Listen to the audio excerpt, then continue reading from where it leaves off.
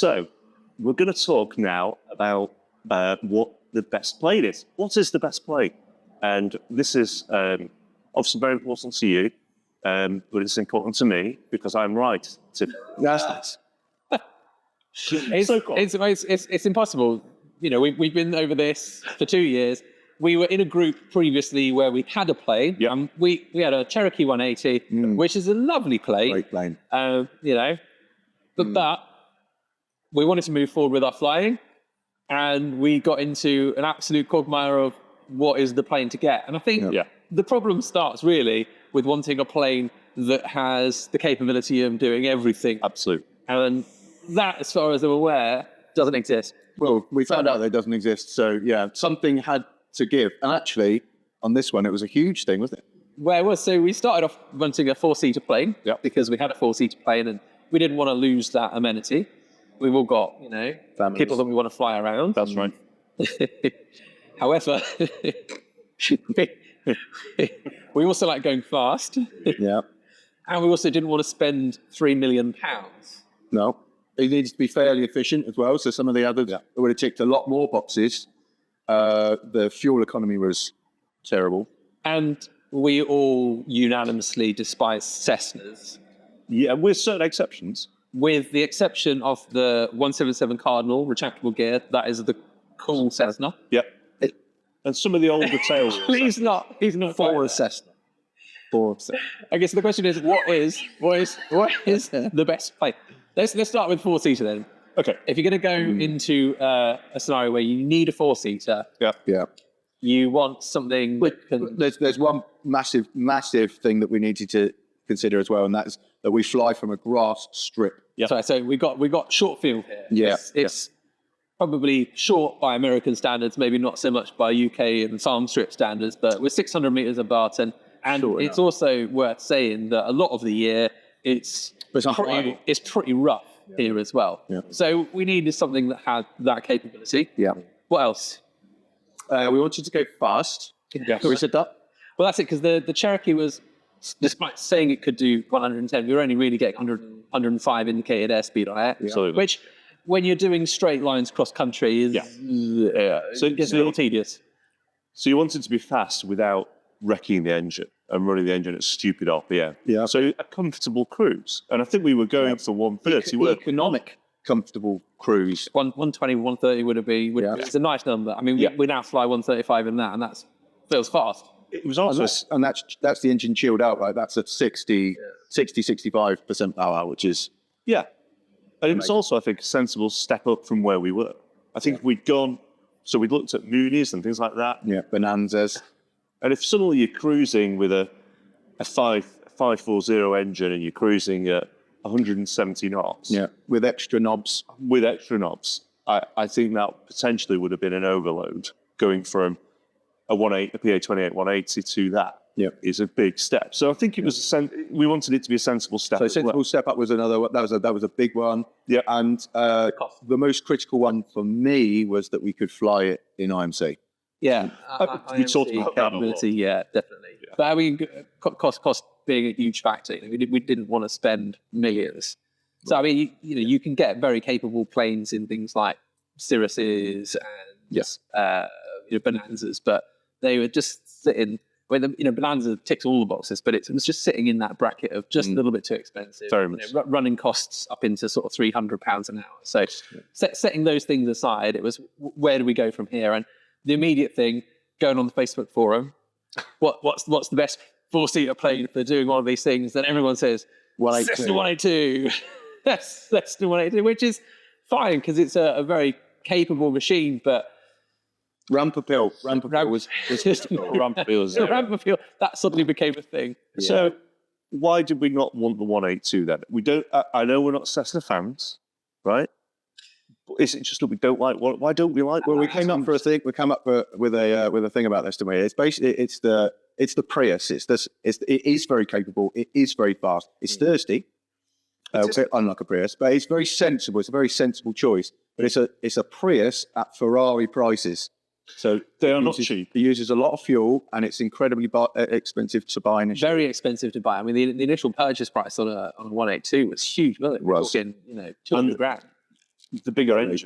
At least. Yeah, and the bigger engines cost a fortune to maintain. So we did look at, did we look at a Saratoga as well when we, Saratoga's huge, though, isn't it? but We looked at a Dakota, which actually we came quite close to consider. Well, we did consider it. We come close to buying it. Yeah. buying it. So the Dakota is the big 4-seat Piper with the 235 engine. Right. 6 cylinders. Maximum useful load is amazing. If you can close the doors, it'll fly.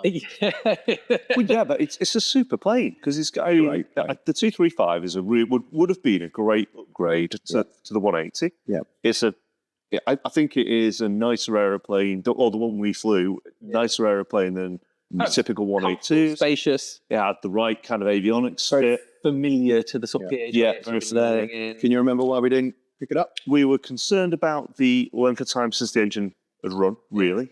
Done very, very low hours over, I think, the last 15 Which looks years. great on paper, right? Yeah. It's only got 200 hours on it, but 200 hours in 20 years is not good. They like to run. They like to run. And also, I think when we looked at one of John's many spreadsheets, I think that the maintenance of it was just a little bit. I think that's where you got to, isn't that cost per mile, effectively, right. of, you've flown so far, how much does it cost you overall? Yeah. The value wasn't there. It wasn't bad.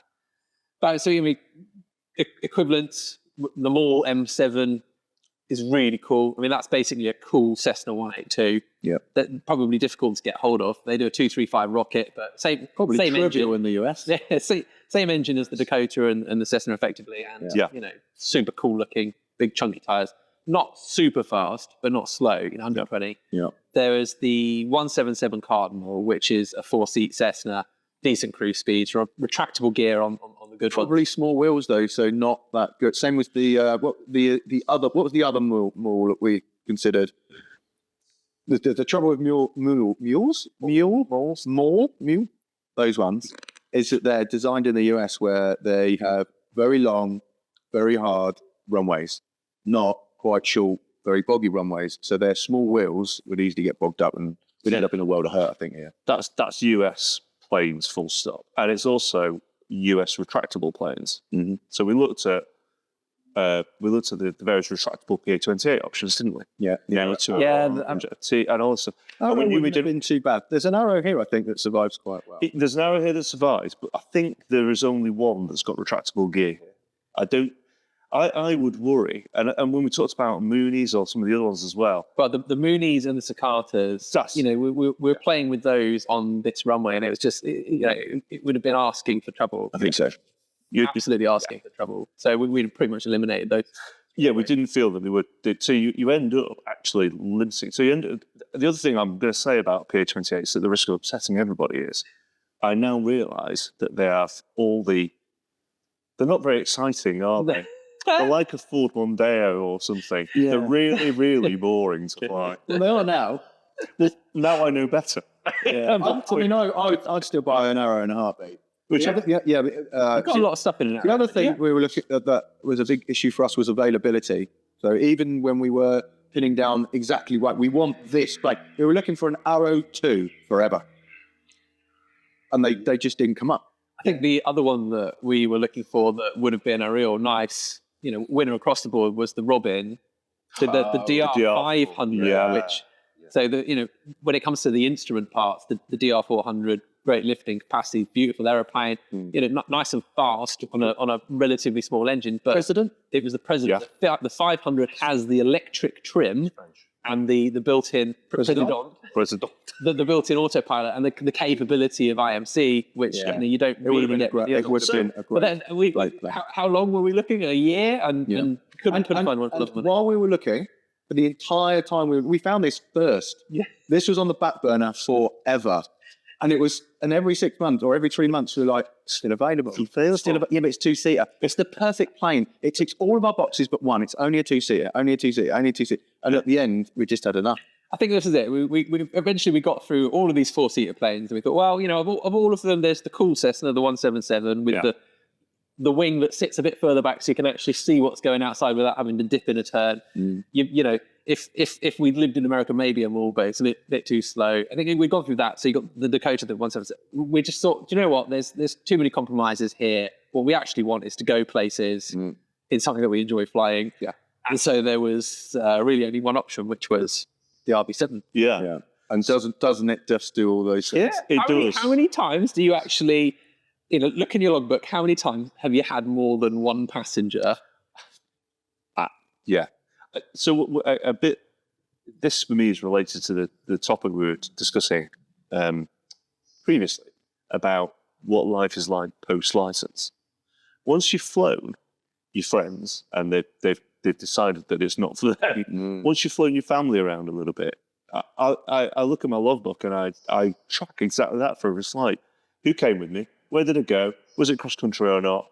And when I look back, Like a really good spreadsheet, Tim. I have just a super spreadsheet. I've got a super spreadsheet. When I look back, most of my flights were either they were with one other person, you know. So yeah, you do lose a little bit. So yes, I think this is the best plane in the world, right? We're not biased, but it is. We're not It's a biased.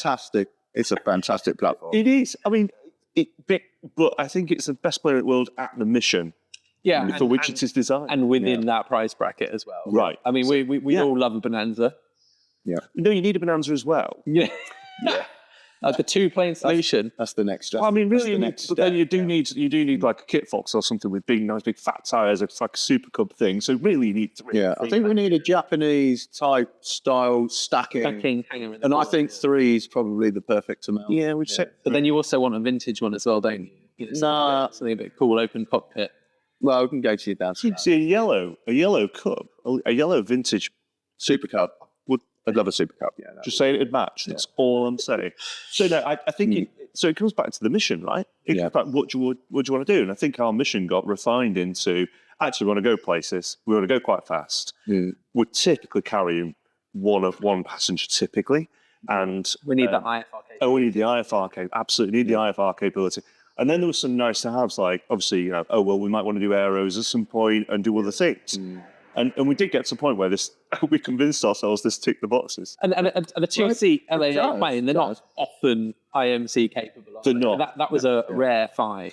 So the LAA thing was important, and the fact that it's permit to fly, because having had the Cherokee 1.8, and having, the maintenance requirements on that, having to take it in. I think, we're quite fortunate in that we've got MacGyver here who's very technically minded, and I've got a little bit of experience with a screwdriver. So actually the LAA route and maintaining our own plane wasn't so daunting for us either.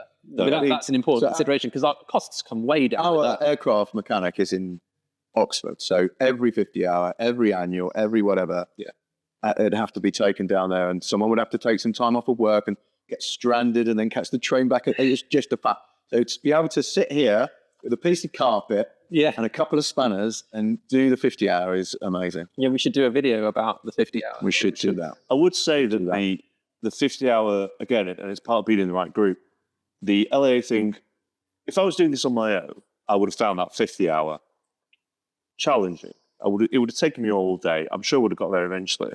But you guys are very capable in that regard. And as a result, the 50 hours a breeze. You guys are both doing it and you knew what you were doing. And it meant I could just get the coffee and do the paperwork. Yeah, so don't pretend you weren't a commando with that ballpoint pen. And also, he was very kind to be the volunteer test pilot after we'd done That's also true. Yeah, I was we wouldn't test fly pilot. it after that. But no, it really works if you're a little bit practically minded, or something you have to be. is practically minded. So we're back on topic. The perfect plane for us was this. At the time, Relatively low cost. Yeah. I mean, cheap flying because, when we're leaned out, we're sipping fuel. And we've got that IFR capability. We're going at decent speed. I mean, we say decent speed. You were worried that you were speeding in the low-level corridor at one point, weren't you? I was close. You're close. Like, I think speeding 140, 140. What? So, I mean, I don't know of another area. I mean, there will be other two-seaters that maybe do it. Yeah. But when you think that we are typically cruising at 125, 130 knots, 125 maybe, we are leaned to 28, 30 litres per hour. Yep. And Cheap. It's cheap flying. And the aircraft doesn't. And there aren't many places in the UK that you can't get to within an hour. No, everywhere's an hour away now. That's true. Yeah. So I think We shouldn't over-egg it. I mean, it is amazing. It ticks a load of boxes. It's very frustrating not being able to fly with both of you to go to places. Yeah. Oh, So there's that. That is true. I agree. So that there's a few Having to choose. flyways. Yeah. Shoes. Oh, I only need 3 seats actually, because then I've got you and I've got my wife and daughter. got the And kids, then I need 3. I need 3 seats. I don't need 4. But yeah, so there are a couple of drawbacks, and I don't want to understate it because it's quite frustrating. Yeah. But every other thing that this provides at this moment for what we're after is bang on. So, cool. let's throw it out in a different way. Cards on the table. Money's no object. Airport's no object. Oh, And it's not a plus. It's Oh, well, I'm out. you just said that straight. PC-12. PC-12. PC-12. As a GA pilot, Yeah. Yeah. flying in and out of airports in and around the UK, what would you have? Why can't I have a PC-12? You'd have a PC-12. Okay, what about you? Well, is this for taking the family places? Just if you could have any aircraft, what would it be? Well, I'm happy in a one-seater. I'll take. Keep that in. Keep the phone still a wink. I'll any aircraft. I'll take something like. I'll take a one-seater that brings joy to the world. So I'll take the Spitfire. Oh, Yeah, okay. yeah. No, they have Never 2 been in a seats. Spitfire, That's for another day. Yeah, no, that's a good choice. There are so many actually. If money is no object, then suddenly everything comes into play. There's some wonderful 4-seater Diamonds. I wouldn't cast out a Cirrus. There's loads of really nice aircraft that would tick almost all of the boxes if you could afford the initial payment. I think if you're talking about something like Diamonds or something, I do love the Bonanza. I do love the boat. I think as Not enough engines. No, well, then you get to Senecas. There's only really Diamond, the Diamond or Seneca. You've only got so many options, and with twins. That's what I know. Yeah, I think a twin would allow you to go just anywhere. That's true. Money's no object. So in making this video at all useful, we set out to answer the question for anyone that's potentially looking for a plane, what is the best plane to buy? And the answer is... Depends. Totally depends. Well, the answer is you need to know what your mission is. Yeah. Define your mission carefully, because your mission might be a bit wider than is possible. So just pick the one thing that you want to do and do it well. That you need to be concerned about. For us, for being on a relatively small grass strip, so we had to have strong undercarriage with no, I just can't. Well, I think we've covered them all anyway, but to go over this summary of everything, it would depend on your own situation. I don't think we can say your best plane is this one, because it won't be for a lot of people. I think everything's also, as we found, going from 4 to 2 seats, everything's a compromise. Everything's Everything's a compromise. Your Bonanza's great or something. Here's my Bonanza, and you probably get it in and out of here. It'd be great. Yeah. But then suddenly, when you're on your own, you're flying a lot of great engine plane to be flying around on your own, and you're flying around on your own a lot. You can't really go out. And so let's say you want to go to the Isle of Man and you want to chuck in a couple of aileron rolls on the way and have a bit of fun. Well, the Bonanza's not really the plane for that. Well, there is the aerobatic version of the Bonanza, the F-33C. Probably still quite expensive to run if you're on your own. Of course. Captain Will's, I think, his is able to go upside down. There you go. So no, I'd still do some gentleman's arrows in a Bonanza. Gentleman's errors in a Bonanza. That sounds like a thing to do. Yeah, no, I think there's always going to be compromises. Yeah, there's always going to be compromises. The answer that we've come up with thus far is it's not a single plane scenario. That's true. I think we would still consider another plane to tick the other boxes. If a DR500 comes up for sale, nice and close, snap it up. Snap it up. Yeah, 100%. We'll hit that. Yeah.